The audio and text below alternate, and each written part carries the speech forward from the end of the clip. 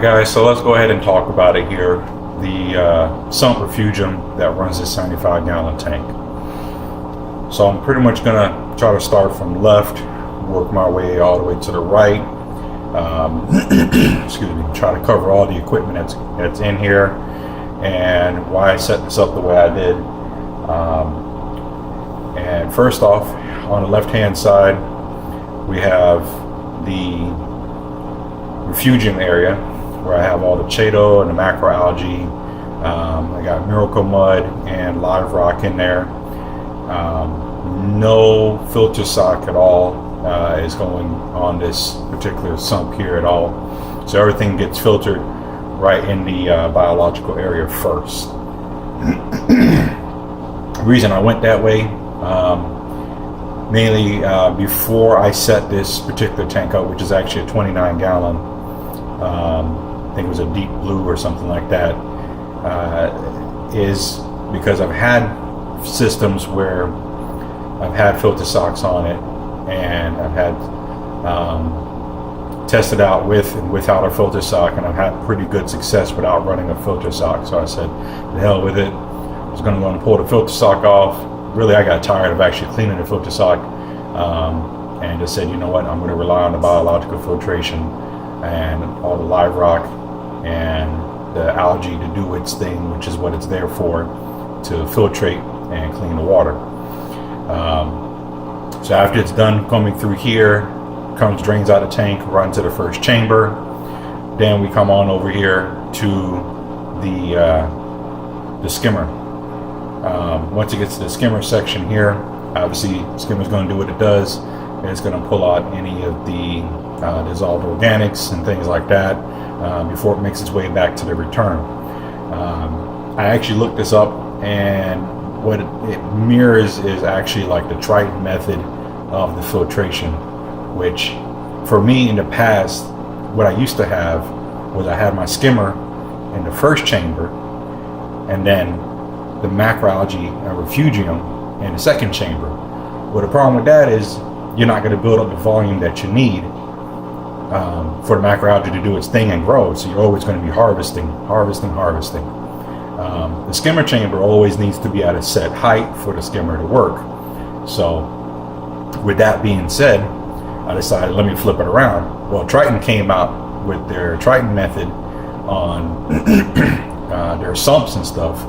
And what I started noticing was that they were using the same large chamber with live rock and macroalgae, then a skimmer chamber, and then the return. I was trying to make this as real simple as possible. I didn't need a lot of ins and outs. I've done that before, where I've had stuff going, again, like into a filter sock, then to a skimmer, then to a refugium area, and then back into a return.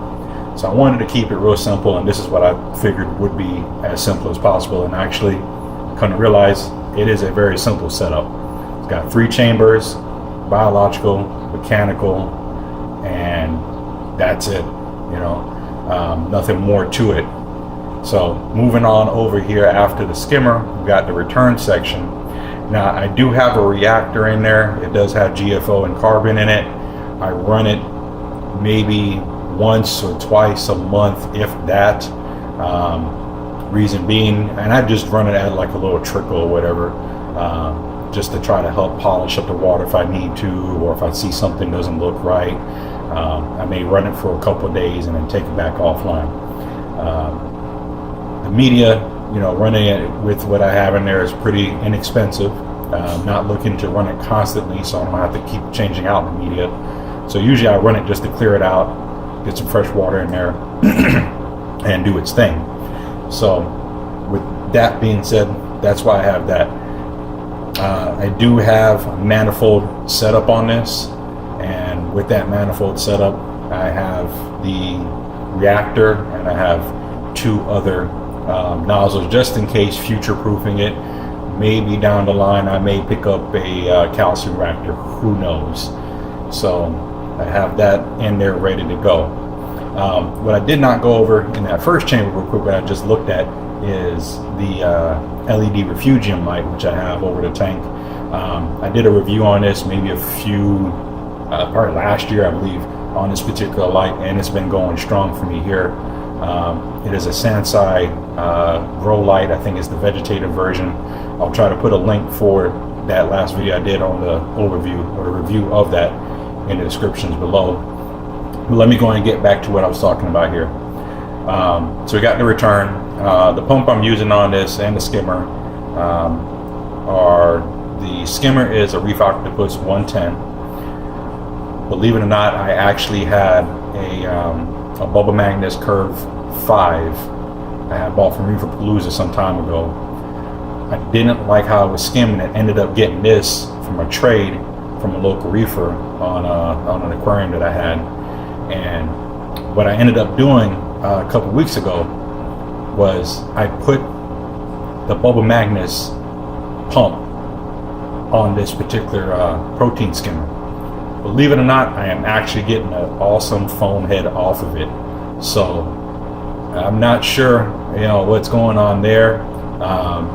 When it was on the Curve 5, the intake for the airline on the Curve 5 was much smaller than it is on the Reef Octopus, which is why I actually went with the Reef Octopus. It's going to pull in more air to mix with everything else, which I think is why this particular skimmer is doing, or the skimmer pump is doing such a good job right now. So it has a lot more power. It is pulling in all the air that the previous skimmer pump was, and the foam head on it is amazing. So it's doing its job and it's kicking butt. So I'm happy with that. The return pump on my system is a deep blue 5 or 4, I believe it was. I got this a few years back as one of my mixing pumps when I had my mixing center all set up. Fortunately, I was able to acquire a Pan World pump for my mixing station, so I'm good there. So since I had this laying around when I set up the 75, I said, hell, let me go ahead and throw this on. It is, I think, rated at about 12 or 1300 gallons. I would love to change it out for something quieter. I don't know if you guys can hear it in the background. Obviously I can, so if it does come across, I do apologize. It does hum. I had picked up a J-Bow, one of the newer ones, the DCT, when I set the tank up, and it was quiet as all get up. But it was a lower flow pump, I think it was. So I said, let me just go ahead and return this, and I'll pick up one of the big ones when I get a chance. That never happened. I sat here with this pump and I said, you know what, it's working for right now. It's not causing me any grief, so I'm gonna stick with it. I got my auto top off container that I actually built myself out of some acrylic I had left over. And I think after I moved everything from the 40 gallon over to where the temporary location was, it actually ended up cracking, so I had to go ahead and pull it out and rebuild it and everything. But it's back in here. It's doing its thing. Obviously, it's an auto top off. Nothing too special with that. It pumps into the first chamber, which is what I like for it to do, because what I found is if I mix the RO water ahead of time with the salt water coming into the tank, I'm going to reduce my chances of any kind of spike in the main display of RO water getting dumped in, because that you just don't want that to happen. So with that being said, that's how I have the auto top off running on this particular tank. As we go on to the right here, I'll get a couple shots of that for you guys. But what I have is my dosings. I dose fuel, Easy Reef, the phytoplankton, so that's the Easy Reef booster. I think I have the 25 on there right now. I use ESV Bionic 2-part. I've been using that for quite a while. I did try out a few other ones. I actually had the Aqua Forest Balling Method for a while. That, unfortunately, I think I was using almost 3 times as much as I'm using right now with the Bionic.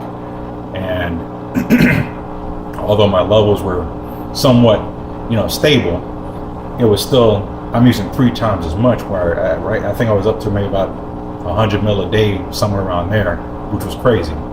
So right now I'm doing about 20 mil a day. I spread this out throughout the whole day on the BI on it, and I'm good there. The Easy Reef, I dose that every once a week, and I dose that maybe about 3 mils once a week for the tank. The Aquavitro Fuel, I'm dosing about 11 mils every other day, or every 3 days, I believe it was that I have it set up for. And that's pretty much what I'm doing as far as dosing. Now, the dosing is actually done by Jabo 4-pump doser, which has served me well and is doing what I would like for it to do, which is pretty awesome. So, last thing on my list of awesome stuff underneath the sump keeping this tank running is going to be my Apex. Now, the Apex has been a godsend for me here. It's been, I've used it to monitor the levels in the tank and to also keep maintenance down to a minimum. What I mean by that is if I need to turn off a pump, no longer do I need to climb under here and start pulling plugs. I go right into the app, flip a switch, it pumps off. If something's happening and I'm not at home and there's somebody here who can tell me, hey, there's something going on with the tank or it's making a funny noise, I can go ahead and remotely flip a switch, turn it off, go ahead and make sure everything's all right, check the levels and see what's going on, and that has been a pretty good lifesaver for me here, and just a peace of mind piece of equipment there. I do have it hooked up to this light for inside of the tank, so whenever I open the cabinet door, the sensor on the light turns on, and it's actually hooked up to, I believe, a 24 volt pump port on there. So I believe I have another connector I'm probably going to do a video on once I get this this fan in. And speaking of fans, I do have a cooling fan up in the top. So being in Florida, we have our hot summers, our cold winters. It's pretty variable. So the fan cuts on, cools down the whole sump, keeps the temps in place. I've used it once to actually do some type of evaporative cooling within the tank when I was trying to get the levels right in here, and that worked out pretty well. So like I said, being that it's hooked up to the Apex, I can watch everything remotely. If the temps are too high, I can turn it on. I do have it set for a level, but if I find that something just doesn't look right, I can always manually turn it on, which is a good thing. So I know I've been rambling on here for you guys. I just wanted to cover what I have all underneath this tank. Obviously, I have an auto feeder here that goes off once a day, and as far as food goes, I'll cover that on another video. But for the most part, I wanted to go ahead and show you guys what's in the tank, what's in the sump and Refugium, and how this thing is running. So if you guys have any questions or any comments, if you're not subscribed, hit that subscribe button down at the bottom. Leave a comment if I haven't covered something, if you want to know more about it. If you like this video, you want me guys to go and put out some more, go and hit that thumbs up, let me know, and I will catch you guys later. Again, let's talk about it. If you want to know, drop a comment. Peace.